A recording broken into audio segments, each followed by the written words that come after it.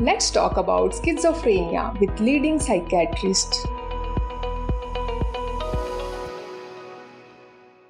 Hello everybody, Namaskar, Sat Sri Akal. This is Dr. Soumyadeep Saha, consultant neuropsychiatrist of Happy Minds Clinic, Kolkata. आज हम बात करने वाले हैं सिजोफ्रेनिया के बारे में, क्योंकि 22nd of May 2022 is the Schizophrenia Day। तो सिजोफ्रेनिया एक्चुअली होता क्या है, ट्रीटमेंट कैसा है और लाइफ लॉन्ग कैसे इसको डिजीज को कैसे हम लोग ये देखते हैं, ऊपर से क्या हमें इसे लाइफ लॉन्ग झेलनी पड़ेगी, ये सब चीजें हम शॉर्ट में जल्दी जल्दी बातें करेंगे। तो सिजोफ्रेनिया डायग्नोस कैसे करते हैं? First and foremost, schizophrenia is a psychotic disorder. तो एक साइकोटिक डिसऑर्डर मतलब जो एक हम अपने 5 सेंस ऑर्गन से इंफॉर्मेशन लेते हैं अपने ब्रेन में, जैसे आईज हो गया, nose, ears, tongue and skin. इससे क्या है, हम दुनिया में जितनी भी इंफॉर्मेशन है वो हम परसीव करते हैं, वो हम अपने दिमाग में लेते हैं, प्रोसेस करते हैं। तो सिजोफ्रेनिया में क्या होता है, ये सब चीजें में थोड़ी बहुत गड़बड़ हो जाती है। तो गड़बड़ जैसे मैं एग्जांपल अगर किसी को दूं कि हियरिंग में क्या होता है कि ऐसे लगता है कि कोई बात कर रहा है, कोई आपके कान में बात कर रहा है, और एक्चुअली में ऐसे होता नहीं है। कोई कान में आपके बात कर नहीं रहा है, क्योंकि अगर आपके कान में बात कर रहा होता तो आसपास के आपके लोगों को भी सुनाई देनी चाहिए, पर वो ये जो फीलिंग है ये सिर्फ आपको ही होता है। तो इसे हमारी भाषा में कहते हैं ऑडिटरी हेलुसिनेशन। तो ऑडिटरी क्यों, कान, ऑडिटरी का शब्द आता है ऑडियो से, ऑडियो मतलब हियरिंग, हेलुसिनेशन मतलब ऑल्टर्ड परसेप्शन, मतलब जो एक नॉन नेचुरल परसेप्शन होता है वो ना होके एक ऑल्टरेशन हो गया जो रियलिटी में नहीं है। तो एक ऑडिटरी हेलुसिनेशन हो गया, एक विजुअल हेलुसिनेशन हो गया। उसका मतलब क्या है कि जो चीज सामने दिखाई दे रही है वो रियलिटी में है नहीं, वो सिर्फ आपको ही दिखाई देती है और किसी और को दिखाई नहीं देती। एक विजुअल हेलुसिनेशन है। तीसरा हो गया गस्टेटरी हेलुसिनेशन। गस्टेटरी मतलब टेस्ट। तो आपको एक अलग सा टेस्ट महसूस हो रहा है जो एक्चुअली में है नहीं। आपको, आपने चीनी अपने मुंह में रखा है तो नेचुरली स्वीट लगना चाहिए, पर आपको चीनी टेस्ट करने के बाद बिटर लग रहा है। बाकी सबको स्वीट लग रहा है, आपको ही उसमें तीता लग रहा है, जो बिटर टेस्ट लग रहा है। तो ये एक गस्टेटरी हेलुसिनेशन आप अलग से कह सकते हैं। तीसरा हो गया टैक्टाइल। टैक्टाइल मतलब स्किन।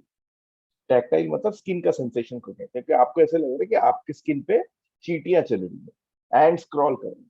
तो आपको एक दिखाई नहीं दे रहा है, पर आपको एकदम महसूस हो रहा है कि चींटियां चल रही है। तो ये एक टैक्टाइल हेलुसिनेशन हो गया। एक और परसेप्शन हो, एक और फीलिंग आती है जिसे हम कहते हैं डेल्यूशन। डेल्यूशन का मतलब है फिक्स, फर्म, अनशेकेबल बिलीफ। मतलब एक ऐसी बात को आप मान लेना जो रियलिटी में है, पर आपको ये बात एकदम 110% कंफर्म लगता है। आपको ये वाली बात 110% कंफर्म लगती है। जैसे मैं एग्जांपल दूं, कॉमनली जो हम पेशेंट्स में देखते हैं कि उनको लगता है कि उनका उनका जो आस पड़ोस में जो लोग रहते हैं वो उनके बारे में षड्यंत्र रच रहे हैं, उनको मारना चाहते हैं, उनकी संपत्ति छीन लेना चाहते हैं। तो जो पेशेंट को ये लगता है वो अपने घर वालों से ये बात शेयर करते हैं, तो उनको घर वाले एकदम कंफर्म है कि ये एक्चुअली में है नहीं, पर उनको ये एकदम फर्म बिलीफ होता है कि नहीं, कुछ तो गड़बड़ है। और उसी गड़बड़ के चलते वो कुछ ना कुछ रिएक्शन कभी ना कभी दे देते हैं। तो कभी कभार जिनके खिलाफ उनको ये स्ट्रॉन्ग नेगेटिव बिलीफ है कि वो हमें हार्म कर सकते हैं, तो उसके उनके खिलाफ पुलिस में कंप्लेन कर दिया, उनके खिलाफ उनके घर जाके कुछ अनाप शनाप बोल दिया, कभी तो अटैक भी कर सकते। तो ये एक डेल्यूशन का एक फॉर्म है।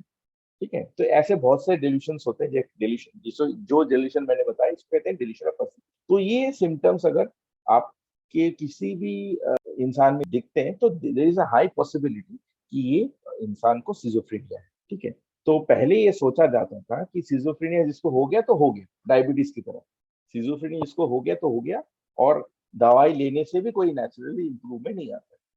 तो पर धीरे धीरे क्या हुआ, with modern technology, modern advancements in medicine, ये नोशन चेंज होता गया। एडवांस होने की मेडिसिन एडवांस हो गया, तो इसलिए क्या हुआ कि ट्रीटमेंट रेजिम भी चेंज हुआ और ट्रीटमेंट आउटकम भी चेंज हो गया। तो इससे क्या फायदा मिला कि पहले के जमाने में जिसको सिजोफ्रेनिया हुआ रहता था उसको पहले क्या करते थे, उसके घर वाले मेंटल असाइलम में डाल देते। अभी ऐसे नहीं करते। अभी क्या करते हैं कि साइकेट्रिस्ट के पास ले गए, साइकेट्रिस्ट दवाई देते हैं, रेगुलर फॉलोअप करनी पड़ती है, और धीरे धीरे ये सिम्टम्स पहले जितनी मात्रा में थी उससे बहुत कम हो जाए। अभी टेक्नोलॉजी ऐसा हो गया है कि पहले जैसे सिर्फ टैबलेट्स दिया जाता था, उससे बहुत नींद आती थी, उसके ऊपर कुछ करने का मन नहीं करता था, लेथार्जिक से आलसपन जैसे फील होता था। तो अभी ये सब रिसेंट एडवांसेस ऐसे इम्प्रूव कर गए मेडिसिन में कि ये सब ड्राउजीनेस, लेथार्जिक वाली फीलिंग, वेट गेन हो जाना, ठीक है ना, ये उतना नहीं होता जितना पहले के दवाइयों में होता था। अभी दवाइयां ऐसे हैं कि आप एक इंजेक्शन महीने में दे दो तो पेशेंट नॉर्मली सही रहता है, उनको दवाई देने की जरूरत ही नहीं पड़ती, है ना।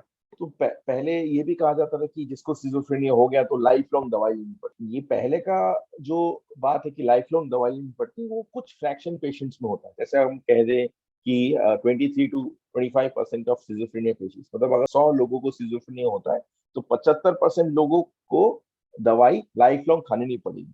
पर 25% लोग ऐसे होंगे जिनको सिजोफ्रेनिया अगर हो गया तो उनको लाइफ लॉन्ग दवाई खानी पड़ती है, ठीक है ना।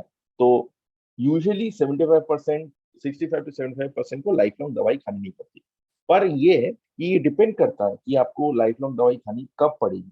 कि अगर आप अच्छे से थेरेपी कराते हैं, अगर आप अच्छे से फॉलो अप करते हैं डॉक्टर के पास, अगर आप अच्छे से दवाई रेगुलरली ले इनिशियली पीरियड, इनिशियल फेजेस में, जैसे पहले के 2-3 साल, पहले के 5-6 साल, अगर आप दवाइयाँ ठीक से रेगुलरली लेते हैं और आप थेरेपी रेगुलरली करते हैं, तो थेरेपी का मतलब counselling, different types of counselling होते हैं जिसमें आप अगर रेगुलरली फॉलो अप करते हैं तो आपका ब्रेन ट्रेन हो जाता है, आपका ब्रेन ट्रेन है तो स्ट्रक्चरल चेंज, इंप्रूवमेंट्स होने लगते हैं ब्रेन में। तो क्या होता है, you learn to live with some symptoms of schizophrenia and आप नॉर्मल लाइफ लीड कर सकते हैं। नॉर्मल लाइफ का मतलब काम में जा सकते हैं, अच्छा काम कर सकते हैं, अपना पर्सनल लाइफ अच्छे से लीड कर सकते हैं। ये सब कुछ आप सिजोफ्रेनिया आपको होने के बाद भी आप कर सकते हैं आज के टाइम पे। ये इसीलिए पॉसिबल है क्योंकि अभी थेरेपीज इतने निकल गए, अभी मेडिसिन इतना एडवांस हो गया है कि ये चीजें पॉसिबल है। तो अगर थेरेपीज की बात करूं मैं, तो सिजोफ्रेनिया में यूजुअली देखा जाता है कि जो जिनको सिजोफ्रेनिया हो जाता है वो अपने आप में रहने में पसंद करते हैं, they have a very good time with themselves, ये किसी से ज्यादा बात नहीं करते हैं। तो इनसे क्या होता है, इनका सोशल ग्रुपिंग इंटरेक्शन कम हो जाता है, ठीक है ना। तो वर्क आउटपुट भी कभी कम हो जाता था।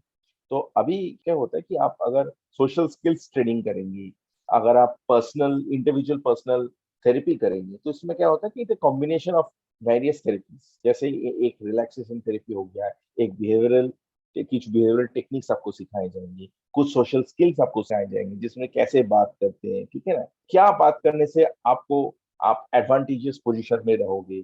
ये सब चीजें counselling therapy, social skills training, cognitive behavioural therapy, personal और इंडिविजुअल साइकोथेरेपी में सिखाया जाता है, तो which helps in the long run of schizophrenia. तो इससे क्या होता है कि आप अगर आप ये सब चीजें अच्छे से फॉलो करेंगे तो आपको लाइफ लॉन्ग सिजोफ्रेनिया झेलने की जरूरत ही नहीं पड़ेगी। क्यों? रिलैप्स रेट्स कम है। तो लोग पूछते कितने साल दवाई खानी पड़ेगी, अगर अच्छे से सब कुछ रहा तो कितने साल डॉक्टर साहब दवाई खानी पड़ेगी। तो आप लगभग लगा लीजिए कि 4 से 5 साल अच्छे से आपको दवाई लेनी पड़ेगी, आइदर इंजेक्शन के माध्यम से या ओरल टेब्लेट। इंजेक्शन का फायदा है कि महीने में या 3 हफ्ते में और 4 हफ्ते में, या कह लीजिए 1 महीने में एक बार अगर आपने ले लिया तो बॉडी में वो इंजेक्शन मसल में स्टोर रहता है तो धीरे धीरे ब्लड में निकलता है, तो आपको हर रोज दवाई लेने की जरूरत नहीं पड़ेगी। और रिलैप्स की भी चांसेस कम है क्योंकि आप एक दिन दवाई छोड़ दिए तो आपको 7 दिन बाद रिलैप्स होने के जो चांसेस रहते हैं वो नहीं होंगे। और ऊपर से आप थेरेपी करेंगे तो क्या होगा कि आपके दवाई का डोज, पहले अगर आप समझ लीजिए 100 मिलीग्राम का आपका साइकोसिस का एंटी साइकोटिक का डोज चल रहा था, तो आप थेरेपी लेवल ले रहे हैं तो क्या 100 मिलीग्राम से कभी कभी आपके 6 महीने या 9 महीने 1 साल बाद उसको 75 हो सकता है। और आप थेरेपी कंटिन्यू करेंगे, रेगुलरली मेडिसिन लेंगे तो 75 से 50 भी हो सकता है, ठीक है ना। पर ये है कि it is the picture is not gloom. सब कुछ सिजोफ्रेनिया हो गया तो सब कुछ अंधेरे में रहना है, ये सब सोचना गलत है फिलहाल इस टाइम पे। क्योंकि अभी मैं जैसे पिछले ही कह रहा था कि रिसेंट एडवांसेस हो गए तो अभी मेडिसिन बहुत इंप्रूव हो गए, नए न्यूअर टेक्नोलॉजीज भी आ रहे हैं, ठीक है ना। इससे फायदा ही फायदा है। और लोगों को ये भी नोशन रहता है कि अगर हम ईसीटी या इलेक्ट्रोकन्वर्सिव थेरेपी, जो सिनेमा में मूवीज में दिखाया जाता है कि शॉक दे दिया तो बहुत खराब है, हमारे साइकेट्रिक टेक्स्ट बुक्स कहते हैं और दुनिया भर में रिसर्च यही कहती है कि electroconvulsive therapy is the best treatment. तो आपको ये समझनी पड़ेगी कि पहले जो मूवीज में दिखाया जाता है कि एकदम पेशेंट बहुत एग्रेसिव है और तुरंत ही उनको शॉक दे दिया, नहीं, ऐसे नहीं किया जाता। पेशेंट एग्रेसिव है तो तुरंत ही इलेक्ट्रोकन्वल्सिव थेरेपी या शॉक थेरेपी जो आप नॉर्मली जानते हैं उनको वो यूजुअली उस टाइम पे नहीं दिया जाता। तो पेशेंट को पहले एनेस्थीसिया दिया जाता है, पेशेंट काम होता है, ठीक है ना। उसके बाद एकदम स्मॉल वोल्टेजेस, मतलब एक छोटा छोटा अमाउंट का करंट ब्रेन में ट्रिगर किया जाता है। तो उससे क्या होता है कि ब्रेन में जो केमिकल्स कम थे जिसके लिए सिजोफ्रेनिया हुआ था, जिसके कारण सिजोफ्रेनिया हुआ था, वो नॉर्मली शॉक देने के कारण नॉर्मली बढ़ जाता है। नॉर्मली शॉक देने के कारण वो इलेक्ट्रिक शॉक देने के कारण वो बढ़ जाता है। तो इससे क्या होता है कि सिजोफ्रेनिया कुछ न्यूरोट्रांसमीटर्स के कम होने पे और कुछ न्यूरोट्रांसमीटर्स के बढ़ जाने पे जिनको सिजोफ्रेनिया हुआ था वो नॉर्मल लेवल पे आ जाते हैं, तो सिम्टम्स बहुत रिसीड कर जाते हैं। तो बेस्ट ट्रीटमेंट कहा जाता है कि अगर आप टैबलेट्स भी ले रहे हैं साथ ही साथ आपका अगर जरूरत पड़े तो डॉक्टर अगर आप इजाजत दे, अगर आप परमिशन दे तो इलेक्ट्रोकन्वल्सिव थेरेपी या जिसे कहते हैं इलेक्ट्रिक करंट तो जो थेरेपी देते हैं, साथ ही साथ अगर आप थेरेपी करेंगे it has the highest chances of a complete recovery and it has the lowest chances of recurrence. तो मैं यही सबसे आग्रह करूंगा कि किसी को अगर सिजोफ्रेनिया हो गया, अगर आपको पहचान में आए जो किसी को सिजोफ्रेनिया हुआ है, कैसे पहचानेंगे, जैसे मैंने बताया कि परसेप्शन ऑल्टर्ड हो गया, ठीक है ना, और थोड़ा सोच में थोड़ा गड़बड़ हो गया अगर, तो ये सब चीजें सिजोफ्रेनिया की तरफ इंडिकेट करती है। और अगर सिजोफ्रेनिया किसी को हो गया तुरंत आप साइकेट्रिस्ट के पास लेके जाइए, मेंटल हेल्थ प्रोफेशनल जो आपके नजदीक होंगे उनको उनके पास लेके जाइए। तो इससे क्या होगा कि he has better chances of coming back to his normal social economical and functional life, ठीक है ना। ये बोल के मैं अभी आपसे विदा लेता हूँ।